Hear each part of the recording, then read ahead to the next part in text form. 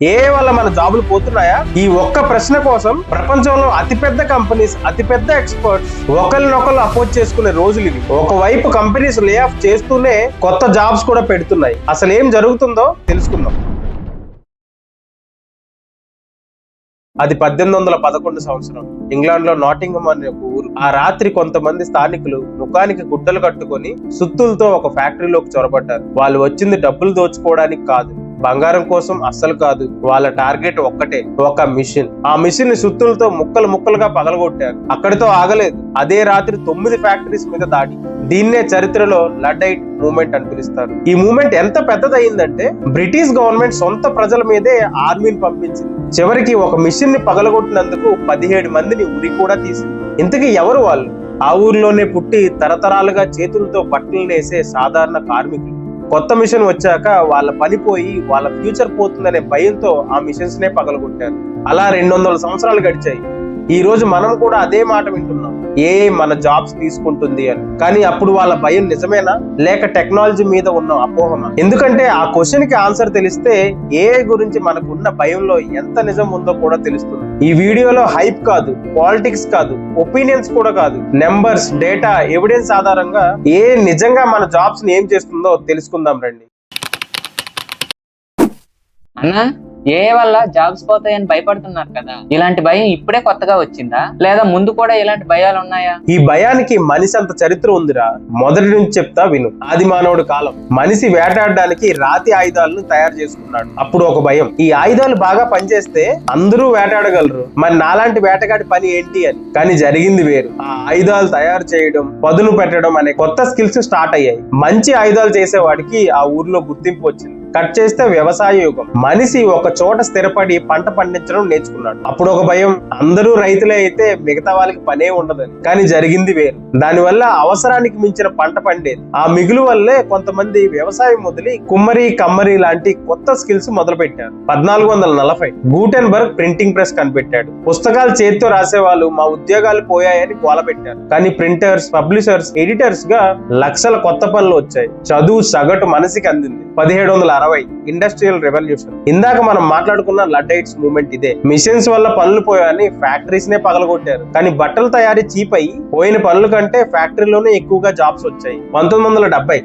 ఈ భయం ఇండియా ఇంటికి వచ్చింది. బ్యాంకుల్లోకి, ఆఫీసుల్లోకి కంప్యూటర్స్ వచ్చినప్పుడు క్లర్క్, టైపిస్ట్ ఉద్యోగాలు పోతాయని చాలా పెద్ద స్ట్రైక్స్ జరిగాయి. కానీ కంప్యూటర్సే రాకపోతే ఇవాళ మనం చూస్తున్న లక్షల సాఫ్ట్వేర్ జాబ్స్ ఉండేవే కాదు. 1980 ఏటీఎంలు వచ్చినప్పుడు బ్యాంక్ క్యాషియర్స్ మన జాబులు పోయినట్లే అనుకున్నారు. కానీ బ్రాంచెస్ పెరిగి ఫినాన్షియర్ అడ్వైజర్స్ లాంటి కొత్త జాబ్స్ వచ్చాయి. అలా 2020కి వచ్చాం. ఇప్పుడు AI, chat GPT, content writers, coders, designers మా పనులు ఏఐ తీసేసుకుంటుందని భయపడుతున్నారు. అంటే రాతి ఆయుధం నుంచి ఏఐ దాకా ప్రతి తరానికి అదే భయం. సరే అన్న, కానీ అప్పుడు మిషన్స్ ఫిజికల్ పని తీసుకున్నాయి. ఇప్పుడు ఏ అయితే మన బ్రెయిన్ చేసే పని చేస్తుంది కదా. ఇప్పుడు రిపోర్ట్స్ అండ్ ఎక్స్పర్ట్స్ ఏం చెప్తున్నారు? ఏ విషయంలో ఒపీనియన్స్ వేరువేరుగా ఉన్నా ఒక ప్యాటర్న్ మాత్రం క్లియర్ గా కనిపిస్తుంది. కొంతమంది ఇలాన్ మస్క్ లాంటి వాళ్ళు ఇది హిస్టరీలోనే బిగ్గెస్ట్ డిస్ట్రప్షన్ అంటున్నారు. ఎందుకంటే ఏ ఇప్పుడు డైరెక్ట్ గా రైటింగ్, కోడింగ్, అనాలిసిస్ లాంటి బ్రెయిన్ వర్క్ లోకి వస్తుంది. ఇంకో సైడ్ శామ్ ఆల్ట్మన్ లాంటి వాళ్ళు ఏ మనిషిని రీప్లేస్ చేయదు, యాంప్లిఫై చేస్తుంది అంటున్నారు. అంటే ఒక వ్యక్తి ముందు టీం అంతా చేసే పని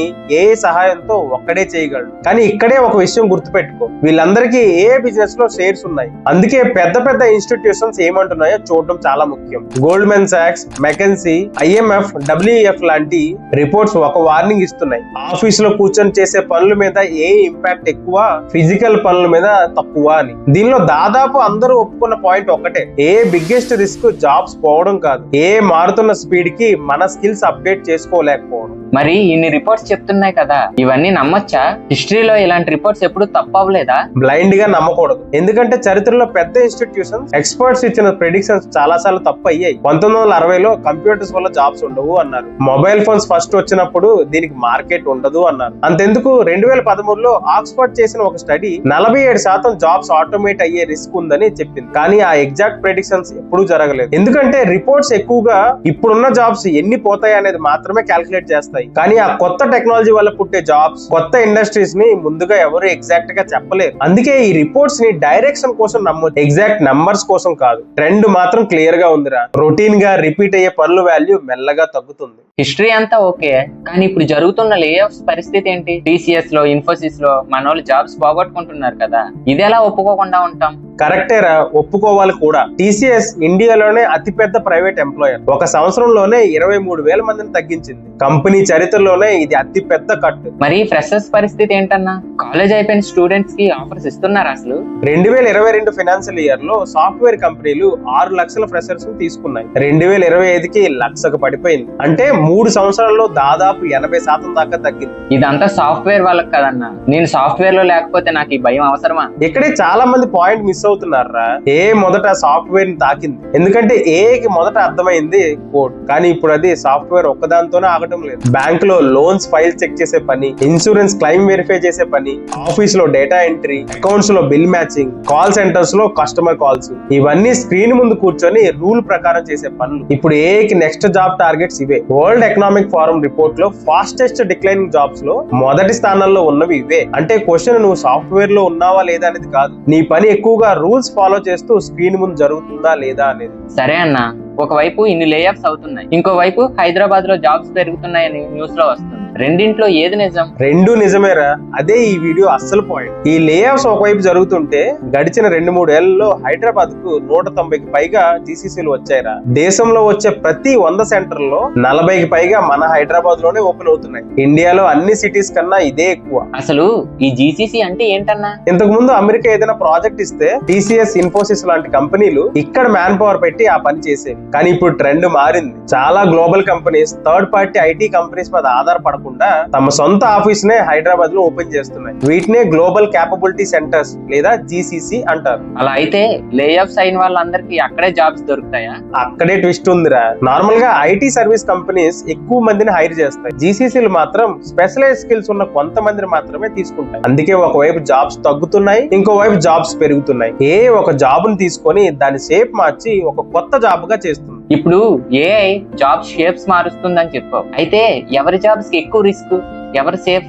నేను ఒక్క రిపోర్ట్ ని కాదురా, Goldman socks, world economic forum, McKinsey, ఈ 3 రిపోర్ట్స్ ని ఇండియా వర్క్ ఫోర్స్ డేటాతో కలిపి చూశాను. నాకు కనిపించిన అసలు పాయింట్ ఒక్కటే. ఇండియాలో దాదాపు 70% మంది అగ్రికల్చర్, కన్స్ట్రక్షన్, మ్యానుఫ్యాక్చర్ లాంటి సెక్టార్ లో ఉన్నారు. వీటిలో అగ్రికల్చర్, కన్స్ట్రక్షన్ కి ఇంపాక్ట్ చాలా తక్కువ. IT, banking, insurance, legal, customer supports లాంటి సెక్టార్స్ అంటే ఇండియాలో 6-10% వర్క్ ఫోర్స్ లో మాత్రమే రొటీన్ డిజిటల్ వర్క్ ఎక్కువ. అందుకే మొదటి ఇంపాక్ట్ ఇక్కడే ఎక్కువగా కనిపిస్తుంది. కానీ ఇక్కడ ట్విస్ట్ ఏంటంటే ఒకే సెక్టార్ లో ఒక రోల్ రిస్క్ లో ఉంటే ఇంకో రోల్ సేఫ్ గా ఉంటున్నాయి. బ్యాంక్ లో loan processing, KYC, back office work కి రిస్క్ ఎక్కువ. కానీ కస్టమర్ తో డీల్ చేసే రిలేషన్షిప్ మేనేజర్, ఫ్రాడ్లు పట్టుకునే ఇన్వెస్టిగేషన్ ఆఫీసర్, వీళ్ళు కంపారిటివ్లీ సేఫ్ గా ఉన్నారు. ఇక IT లో అయితే basic coding, testing, support roles pressure లో ఉన్నాయి. కానీ AI, cloud, cyber security, data science, ఈ రోల్స్ లో డిమాండ్ పెరుగుతుంది. సింపుల్ గా చెప్పాలంటే నీ డెసిగ్నేషన్ కాదు అసలు పాయింట్, నీ డైలీ పని ఏం చేస్తున్నావు అనేది. రోజు రూల్స్ ఫాలో చేస్తూ స్క్రీన్ ముందు రిపీట్ అయ్యే పని అయితే రిస్క్ ఎక్కువ. నీ పనిలో judgement, decision making, creativity, specialise skills ఉంటే కి రీప్లేస్ చేయడం అంత ఈజీ కాదు. సరే అన్న, ఇవన్నీ విన్నాక హయ్యర్ రిస్క్ జాబ్స్ లో ఉన్న వాళ్ళకి భయం వేస్తుంది కదా, అసలు వాళ్ళు ఇప్పుడు ఏం చేయాలి? మొదటి పని కంగారు పడదు. రిపోర్ట్స్ ఎక్కడా కూడా రేపు నీ జాబ్ పోతుందని చెప్పట్లేదు. చెప్పింది ఒకటే, ఇప్పటి నుంచి ప్రిపేర్ అవ్వు అని. ప్రిపేర్ అవ్వడం అంటే కెరియర్ ని మార్చడం కాదురా. ముందు ఒక పని చేయాలి. లింక్డ్ ఇన్, నౌకరీలో నీ డిజిగ్నేషన్స్ కి ఇప్పుడు వస్తున్న జాబ్ ఓపెనింగ్స్ చూడు. ఆ జాబ్ డిస్క్రిప్షన్ లో AI, ఆటోమేషన్, కోపైలట్, ప్రాంప్టింగ్ లాంటి స్కిల్స్ అడుగుతున్నారా లేదా అని చూడు. కంపెనీస్ ఇప్పుడు అసలు ఏం ఎక్స్పెక్ట్ చేస్తున్నాయో నీకే అర్థమవుతుంది. అది మాత్రమే నేర్చుకో. కానీ ఆ స్కిల్స్ నేర్చుకోవాలంటే లక్షలు పెట్టి కోర్స్ కొనాలి కదా. ఇక్కడే చాలా మంది దెబ్బతింటున్నారా. భయంతో 30 రోజుల్లో engineer, 100% job guarantee, 40 lakhs package, ఇలాంటి యాడ్స్ నమ్మేస్తున్నారు. ఒక సింపుల్ టెస్ట్ చెప్తా, గుర్తుపెట్టుకో. ఆ కోర్సు స్కిల్స్ ఎక్కువగా అమ్ముతుందా లేక ప్యాకేజ్, జాబ్ గ్యారెంటీలు అమ్ముతుందా? ఫస్ట్ అది చూడు. IIT కొలాబరేషన్స్, హార్వర్డ్ ఇన్స్పైర్డ్ లాంటి మాటలకి ఎక్సైట్ అవ్వకు. అసలు సర్టిఫికేట్ ఎవరు ఇస్తున్నారు, ఇండస్ట్రీలో దానికి గుర్తింపు ఉందా, ప్లేస్మెంట్ డేటా వెరిఫై చేయగలమా, ఇవి చూడు. ఇంకా సింప్లెస్ట్ రూల్, 100% జాబ్ గ్యారెంటీ అన్నారంటే అది ఖచ్చితంగా ఫేక్. ఎందుకంటే జాబ్ ఇవ్వడం కంపెనీ చేతుల్లో ఉంటుంది, ఆ కోర్స్ అమ్మేవాడి చేతిలో కాదు. ఎంప్లాయ్ ఎంప్లాయర్స్ నిజంగా నమ్మేది గూగుల్, మైక్రోసాఫ్ట్ డైరెక్ట్ గా ఇచ్చే సర్టిఫికేట్స్. ఇవి మొత్తం 15,000 నుంచి 50,000 లోపలే అయిపోతాయి. ఫేక్ కోర్సెస్ కి 2 నుంచి 10 లక్షల దాకా అడుగుతున్నారు. అంటే గుర్తుపెట్టుకో, నిజం ఎప్పుడు చీపే, ఫేకే ఇప్పుడు చాలా కాస్ట్లీగా మారింది. ఇంకో డౌట్ అన్న, మనకే ఈ భయాలు ఉన్నప్పుడు మన పిల్లల్ని ఇంజనీరింగ్ డిగ్రీలో వేసి లక్షలు ఖర్చు పెట్టడం వర్తా? అది వర్తా కాదా అనేది ఏ డిగ్రీ డిసైడ్ చేయదురా, కాలేజ్ లో ఏం నేర్చుకున్నావు అనేది డిసైడ్ చేస్తుంది. ఇప్పుడు కంపెనీస్ చూసేది నీ కాలేజ్ ఏంటి అనేది కాదు, నువ్వు ఏం చేసావు అనేది. టైర్ 2 కాలేజ్ లో మంచి ప్రాజెక్ట్ చేసిన స్టూడెంట్ టైర్ 1 కాలేజ్ లో కేవలం మార్క్స్ ఉన్న స్టూడెంట్ కన్నా ముందు ఉండొచ్చు. బ్రాంచ్ గురించి కూడా భయం వద్దు. మెకానికల్ అయినా, సివిల్స్ అయినా, కామర్స్ అయినా ప్రతి ఫీల్డ్ లోకి ఈ టెక్నాలజీ వస్తుంది. ఆ టెక్నాలజీని నీ ఫీల్డ్ లో ఎలా యూజ్ చేయాలో తెలుసుకుంటే చాలు. అది నేర్చుకోవడానికి లక్షలు కూడా అవసరం లేదు. NASSCOM, future skills prime, NPTEL, Google, Microsoft లాంటి ప్లాట్ఫామ్స్ లో మంచి కోర్సెస్ ఫ్రీగా లేదా తక్కువ కాస్ట్ లో దొరుకుతాయి. ఇప్పుడు డోర్ మూసుకోలేదురా, డోర్ ప్లేస్ మారిందంతే. అందరూ ఇంకా పాత డోర్ దగ్గరే క్యూ లో నిల్చున్నారు. చివరిగా డైరెక్ట్ గా ఒకటి అడుగుతా, ఈ ఏఐ గురించి నిజంగా భయపడాలా? మీ ఫైనల్ ఒపీనియన్ చెప్పు. భయం నిజమేరా, కానీ మనం భయం పడాల్సింది ఏఐ కాదు, వేరే దానికి. చాలా లే ఆఫ్స్ ఏ వల్ల జరగలేదు, ఏ వస్తుంది అనే ఎక్స్పెక్టేషన్స్ వల్ల జరిగాయి. కంపెనీస్ ఏని ఎక్స్క్యూజ్ గా వాడి కాస్ట్ కటింగ్ చేశారు. అంటే మన ఎనిమి ఏ కాదు, ఏ పేరుతో జరుగుతున్న డెసిషన్స్. అందుకే నా ఫైనల్ ఒపీనియన్ అయితే ఇదే, నీ జాబ్ తీసుకోదు, కానీ ఏ వాడటం తెలిసి ఇంకొకడు తీసుకుంటాడు. ఈ 200 ఏళ్లలో ప్రతి టెక్నాలజీ షిఫ్ట్ లో జరిగింది ఇదే. బ్యాంక్ లో కంప్యూటర్స్ వచ్చినప్పుడు నేర్చుకున్న క్లర్క్ మేనేజర్ అయ్యాడు, రిఫ్యూజ్ చేసిన క్లర్క్ ఇంటికి వెళ్ళిపోయాడు. Same bank, same computer, different choice. ఇప్పుడు ఏతో కూడా అదే, భయపడేవాడు ఆగిపోతాడు, నేర్చుకునేవాడే ముందుకు వెళ్తాడు. ఇంకా మన తెలుగు వాళ్ళకి నా పర్సనల్ మెసేజ్ ఇది, మన తాతలు బతుకు తెరువు కోసం మద్రాసు వెళ్ళారు, మన నాన్నలు అమెరికాకు వెళ్ళారు. కానీ ఇప్పుడు ప్రపంచంలోనే అతిపెద్ద కంపెనీలు, పెద్ద ఏఐ హబ్స్ మన వైజాగ్ కి, మన హైదరాబాద్ కి వస్తున్నాయి. ముందు మన వాళ్ళు ప్రపంచం కోసం వెళ్తే ఇప్పుడు ప్రపంచమే మన దగ్గరికి వస్తుంది. ఈ అవకాశాన్ని వదులుకోకూడదు. ఎందుకంటే టెక్నాలజీ ఎప్పుడు మనిషిని చంపదు, ఆ మనిషి కూర్చునే సీటుని మాత్రమే మారుస్తుంది. ఆ కొత్త సీట్లో ఎవరు కూర్చుంటారు? నేర్చుకునేవాడే. ఇప్పుడు డోర్ మన ముందే ఉందిరా, కీ ఒక్కటే, నేర్చుకునే అలవాటు. మరి మీరేమనుకుంటున్నారు? ఏ మీద మీ భయం నిజమైనదా, లేక ఈ వీడియో చూసాక మీ ఒపీనియన్ మారిందా? కింద కామెంట్ లో చెప్పండి. వీడియో నచ్చితేనే షేర్ చేయండి. ఇలాంటి అనాలిసిస్ వీడియోస్ కోసం సబ్స్క్రైబ్ చేయండి. మళ్ళీ ఇంకో ఇంట్రెస్టింగ్ టాపిక్ తో కలుద్దాం.